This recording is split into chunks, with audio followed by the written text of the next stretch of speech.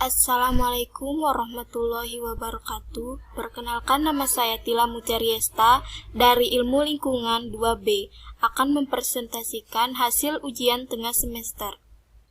Yang pertama, jelaskan apa yang Anda ketahui tentang informatika lingkungan. Informatika lingkungan sering pula disebut environmentrics. Informatika lingkungan mencoba menjembatani kesenjangan antara pengolahan informasi dengan kebutuhan analitis dari ilmuwan lingkungan. Informatika lingkungan terutama sistem pakar, jaringan, pangkalan data ilmiah, visualisasi data lingkungan, penginderaan jarak jauh, dan sistem informasi geografi merupakan aplikasi utama dalam informatika. Yang kedua, jelaskan apa manfaat informatika lingkungan dan berikan beberapa contoh pemanfaatannya dalam dunia kerja atau kehidupan sehari-hari. Manfaat informatika lingkungan yaitu membantu atau memudahkan manusia dalam memecahkan masalah lingkungan. Contohnya, mempermudah memperoleh informasi lingkungan dengan akses internet, membantu mempermudah berbagai pekerjaan agar lebih mudah. Bisa digunakan dalam mempelajari struktur tanah, angin, dan cuaca.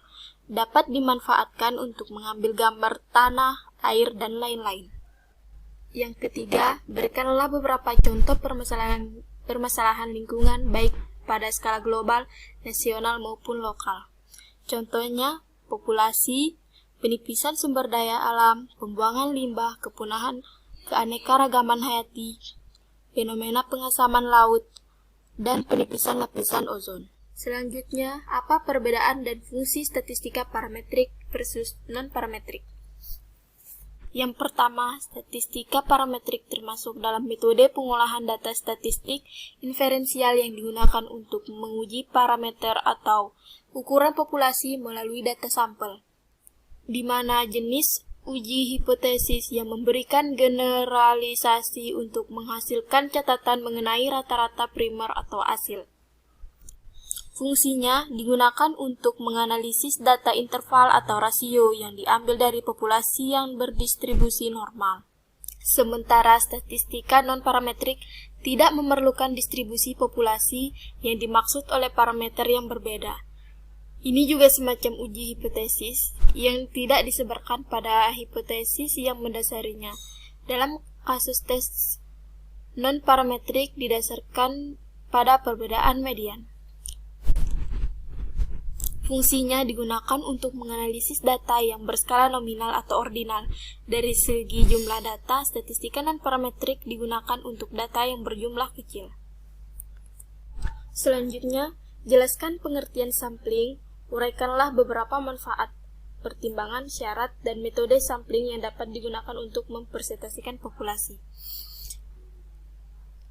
Sampling ialah cara penelitian yang tidak menyeluruh. Dengan kata lain, hanya elemen sampel yang diteliti. Manfaat dari metode sampling dari segi waktu yang dibutuhkan lebih cepat, biaya yang dibutuhkan sedikit, variabel yang diteliti lebih banyak, tenaga akan lebih hemat. Syarat sampling: menentukan populasi dan susun sampling frame. Yang kedua, menetapkan jumlah sampel menggunakan pertimbangan metodologis. Yang ketiga, menentukan K atau interval kelas.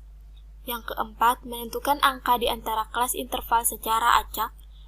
Yang terakhir, mulai mengambil sampel dari angka yang terpilih dan nomor interval selanjutnya hingga menemui jumlah. Dalam upaya analisis data, perlu dilakukan penyiapan data sebelum dilakukan analisis lebih lanjut antara variabel bebas dan variabel terikat. Lakukanlah persiapan data dengan menggunakan Excel. Di sini saya sudah mengumpulkan beberapa data. Cara mencarinya yaitu dengan cara sama dengan average, lalu di blok semua data, kemudian di enter, nanti akan mendapatkan hasil. Kemudian median. Median adalah nilai tengah. Cara mencari mediannya yaitu dengan cara sama dengan median, lalu di blok semua datanya, lalu akan didapatkan hasilnya. Kemudian yang terakhir adalah modus. Modus itu nilai yang paling sering muncul.